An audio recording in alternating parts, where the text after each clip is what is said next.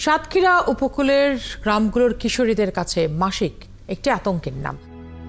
আমাদের এই উপকূলের চারদিকে শুধুই লোনা পানি। এখানকার মেয়েরা পিরিয়ড হলে প্যাড ব্যবহার করতে পারে না সামর্থ্যের অভাবে। তারা আসলে পুরাতন কাপড় ব্যবহার করে, আর এই কাপড়গুলো ধুইতে হয় এই যে নোংরা লোনা পানিতে। মাসিকের সময় নোংরা কাপড় লোনা পানিতে ধুয়ে যদি আবার ব্যবহার করা হয় তখন অনেক রকম রোগ হতে পারে।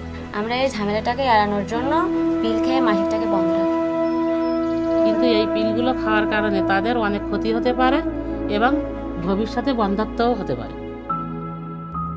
কৈখালীতে পরিষ্কার পানির এত অভাব, কিন্তু আকাশে তো অনেক পানি। এখানে বৃষ্টিও হয় প্রচুর।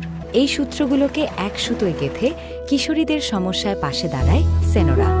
উদ্যোগ নেয় বৃষ্টির পানি সংগ্রহের।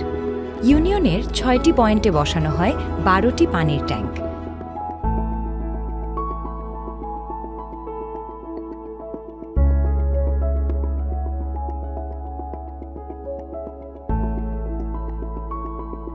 নোরা আপা সেনোরার কাছ থেকে প্রশিক্ষণ নেয়া একজন নারী।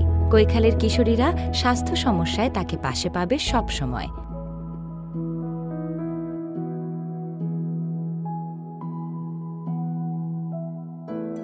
সেনোরার উদ্যোগে নির্মিত অত্যাধুনিক ডিস্যালিনেশন ইউনিটে ৪টি ধাপে পানির ক্ষতিকর উপাদান ও লবণাক্ততাকে পুরোপুরি দূর করা হয়।